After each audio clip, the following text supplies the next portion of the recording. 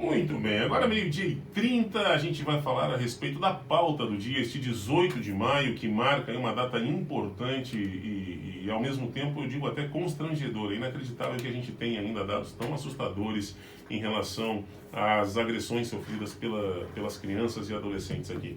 Está conosco aqui no estúdio para falar um pouco sobre isso, sobre o trabalho, sobre a importância da data, doutora Luísa Niencheski Calvieira, promotora de Justiça titular da primeira Promotoria de Braço do Norte. Doutora, obrigado pela presença, seja bem-vinda. Boa tarde.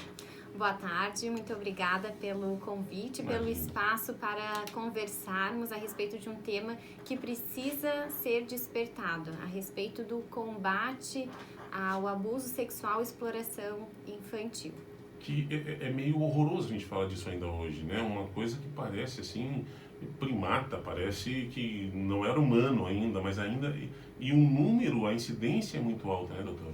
Infelizmente, e é em razão desse número que vemos cada vez mais crescer e às vezes sem o resultado prático, é que desde o ano de 2000 foi estabelecida a data de 12 de maio como sendo esse Dia Nacional para falarmos e para prevenirmos a respeito do abuso e da exploração sexual. O dia 18 de maio, de repente alguns podem estar se perguntando o porquê dessa data, em alusão à memória de uma menina de 8 anos, Araceli Crespo, de Espírito Santo. Ela foi vítima de um sequestro, foi drogada, abusada e assassinada. E infelizmente esse caso não teve um desfecho. E para que... ainda sem solução, você sabe?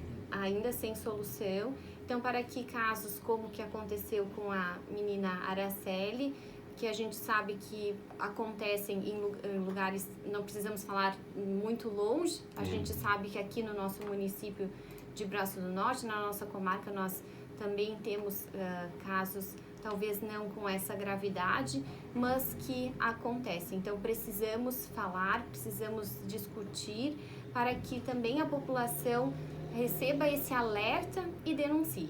Ontem nós recebemos aqui a coordenadora do CRAS, a Maiara Diamantino, e a conselheira tutelar, a Juscelia da Silva Mai, e elas me trouxeram um dado que eu fiquei estarrecido, assim, de que, segundo os estudos, alguns apontamentos levam a gente a acreditar de que apenas 30% das agressões são comunicadas, 30% são feitos boletim de ocorrência, são registradas. Quer dizer, existem mais de 2/3 aí que a gente nem fica sabendo que existiam, então. Exato. É muito preocupante esse dado, porque a maior parte dos casos acontece, infelizmente, dentro de casa.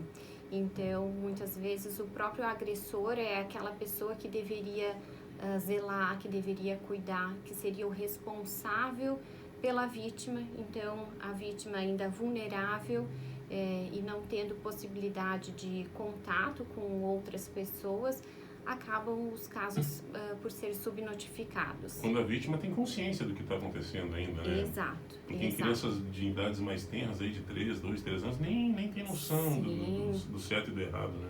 Infelizmente, um número que foi colhido pelo Ministério Público de Santa Catarina desde janeiro de 2019 até maio deste ano comprova que a maior parte das vítimas justamente tem essa faixa etária. Meu Deus, isso eu não tinha essa informação ainda. A maior parte das vítimas, então, está nessa idade de primeira infância mesmo, assim. Exato. Que horror, gente. E o outro dado que machuca muito é que não é só que sejam de pessoas próximas, a senhora comentou agora, de quem deveria cuidar. Pelas estatísticas, digamos assim, o personagem mais comum nessas agressões é o pai. Muitos casos, o pai, padrasto, avô, pessoas que têm um vínculo, que têm uma aproximação com a vítima e que a vítima também tenha uma relação de confiança. Então, por depositar essa confiança e às vezes não ter o discernimento do que aquilo que está acontecendo é um abuso, é uma exploração sexual, que justamente acaba acontecendo. Bom, a promotoria aqui de Braço do Norte vai estar junto com essa iniciativa, dessa caminhada hoje à tarde, está ajudando a divulgar esse trabalho? Exato. O Ministério Público de Santa Catarina, ele atua diariamente na prevenção e combate ao abuso e à exploração sexual. Principalmente no mês de maio, então, que são feitas essas ações para que a gente desperte, para que a gente faça esse alerta. E iniciativas como a que está sendo realizada hoje pelo CREAS também são muito bem-vindas. Então, com a atuação contínua e interligada entre os órgãos, principalmente em razão dessa caminhada e também com relação a todo o trabalho que acontece não só na data alusiva, mas que vem sendo realizada então em parceria com os demais órgãos de proteção, é que o Ministério Público consegue avançar nessa prevenção. Bom, que bacana, parabenizar pela iniciativa, parabenizar pelo desenvolvimento. É como eu falei antes na abertura do jornal, é um tema que é incômodo, né? É um tema que nos causa um sentimento estranho de falar, mas temos que ter a noção da importância de se falar sobre isso, né? Exato. Também é importante destacar que quando a gente fala em abuso e exploração sexual, existe uma diferença entre esses atos. O nosso ouvinte aqui, o Robertinho, Roberto Basqueloto, Robertinho Betinho, estava perguntando exatamente isso. Ele disse, Rafa, qual a diferença entre o abuso e a exploração sexual? Perfeito. Então, o abuso sexual é todo ato de exposição a uma criança ou um adolescente a uma situação de exploração e estimulação sexual inapropriada. Então, se tem a utilização do corpo da criança ou do adolescente por um adulto para que ele pratique um ato sexual. Isso é abuso. E isso é o abuso. Então, pode ser um toque em locais inapropriados do corpo, um beijo lascívio. Todas essas circunstâncias que são consideradas como os atos libidinosos já é um abuso sexual. A exploração sexual, então, é quando a utilização do corpo da criança e do adolescente ela é realizada com um fim de obtenção de alguma vantagem. Maior parte das vezes uma vantagem financeira. Então aí dentro da exploração sexual nós temos os casos de prostituição infantil, pornografia infantil, turismo sexual, que infelizmente acontece no nosso país. Então também é importante dizer que todos esses atos eles possuem uma repreensão na nossa legislação, são considerados como crime. E todas as partes aí, tirando a criança, todas as partes aí têm culpa, né? O cliente do turismo infantil, quem expõe a criança, a mãe que às vezes vende, ou o pai, enfim, né, que vende a criança para esse tipo, todos aí têm tipificação de crimes, né? Tanto a conduta ativa, que é a da pessoa que de fato pratica, quanto a conduta omissiva, ou seja, de um pai, de uma mãe que foi leniente, que foi omissa no dever de cuidado. E também é importante mencionar que desde o ano passado foi promulgada a Lei Henri Borel. Essa legislação trouxe uma série de medidas protetivas, a exemplo das medidas protetivas que temos na Lei Maria da Penha, mas a elas voltadas quando a vítima for um menor de idade. Então, isso foi um avanço na nossa legislação justamente para auxiliar a proteção dessas pessoas que são vulneráveis. Fizeste um bom comparativo aí, a questão da Maria da Penha, só que quando for com menor de idade, vai cair em Rimborel, então. Exato. Que é aquele caso horroroso lá do menino do Rio de Janeiro, com um padrasto lá também, enfim. Bom, quem está nos ouvindo, às vezes a gente fala e parece que essa imprensa faz alarde, né? Porque, claro que a grande maioria das famílias são famílias que respeitam essa coisa humana de pai e mãe que cuidam de filhos. Mas existem, infelizmente, esses casos aí. E por que eu estou citando esses casos de famílias desestruturadas? Porque, às vezes, ainda tem pessoas que não sabem como denunciar. Eu estou vendo uma situação que eu suspeito de que uma criança, uma atitude dela não está normal, né? Tem alguma coisa errada ali. Como é que a pessoa pode denunciar? Porque tem medo de ser identificada, a pessoa tem medo de sofrer algum tipo de sanção, enfim, né? A pessoa se coloca às vezes numa situação de risco porque pode ter uma família já com envolvimento com alguma criminalidade, então é normal que as pessoas tenham um certo receio de se colocar. Como é que a pessoa pode fazer denúncia estando tranquila de que não vai sofrer algum tipo de repreensão? Existem diversos canais que qualquer pessoa da população pode fazer denúncia. Pelo Disque 100, por meio do telefone, a pessoa pode fazer de forma anônima. Certo. Também ligando para o Conselho Tutelar do seu município. Aqui nós temos na comarca os 5 municípios, que são São Ludgero, não só Braço do Norte, São Ludgero, Grão-Pará, Rio Fortuna, Santa Rosa de Lima. Então, cada um desses municípios possui o Conselho Tutelar. Também o próprio Ministério Público pode ser acionado por meio da ouvidoria e por meio dos telefones. Então, os órgãos da rede de proteção.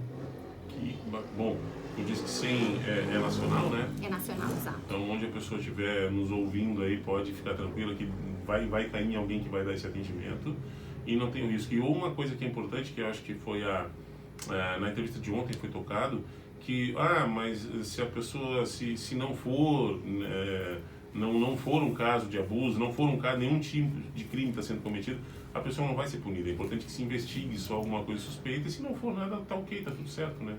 Porque a partir da comunicação, da notificação, da denúncia, a gente pode estar impedindo que aquele abuso seja perpetrado ou que ele seja continuado. Então é muito importante a gente denunciar, a gente ter essa ciência de que é dever da população fazer a denúncia. Inclusive, a lei Henri Borel, ela trouxe como um tipo penal a obrigação de qualquer da população que tenha conhecimento de que um abuso esteja acontecendo, deve comunicar às autoridades. Caso contrário, ele pode ser penalizado em razão dessa omissão.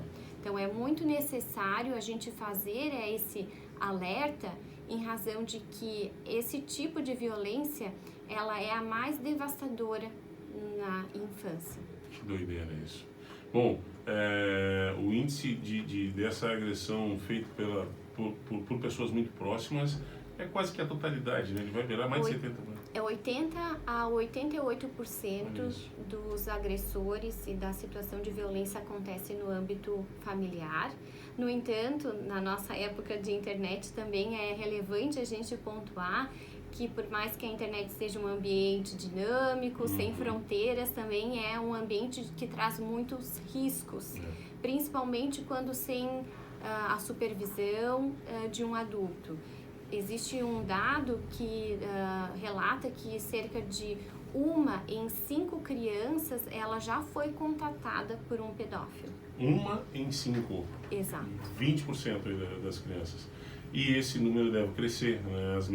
A meninada hoje cada vez mais cedo com o seu tablet, com celular. Então é preciso que não só sejam instalados ali os filtros, mas que os pais, os responsáveis, fiquem de olho, acompanhem, conversem, instruam a respeito. Aliás, conversem, foi bom você ter tocado nesse assunto. Tem pai que tem dificuldade, pai e mãe aí, que não sabe. Procura uma ajuda, procura alguém que vai te ajudar a ter essa conversa com teu filho, porque não dá para assustar demais, tem coisa que a gente não pode passar, eles não estão prontos para ouvir, mas tem que saber a maneira correta de deixar eles alertas a qualquer tipo de sinal estranho aí, né? Exatamente. O diálogo é muito importante, até no sentido de orientar que o corpo é da criança, que ninguém estranho pode tocar, que não se deixe levar por uma conversa de uma pessoa oferecendo algo em troca ou ainda ameaçando ou de uma forma mais violenta. Eu costumo dizer pro meu pequeno, cara, quando alguém te disser que não é pra falar pro teu pai, aí é que é. Aí tem que me contar. Ela te disse, mas não conta pro teu pai, cara, seja o que for, é bobagem, me fala. Aí que vai precisar e sai correndo. Por favor, me ajuda a te cuidar, senão é uma doideira. Não tem receita pra ser pai tranquilo. Eu não sei se algum pai é tranquilo.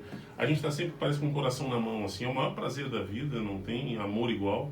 Mas ao mesmo tempo nada preocupa tanto, né? E nesse mundo maluco que a gente está vivendo, Na verdade, doutora, eu toquei nesse assunto ontem também.